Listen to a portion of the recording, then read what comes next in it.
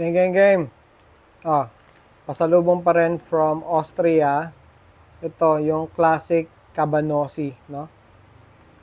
Tikman natin. Mas malaki to compared dun sa dalawang previous sausages na tinikman natin. Ito, classic.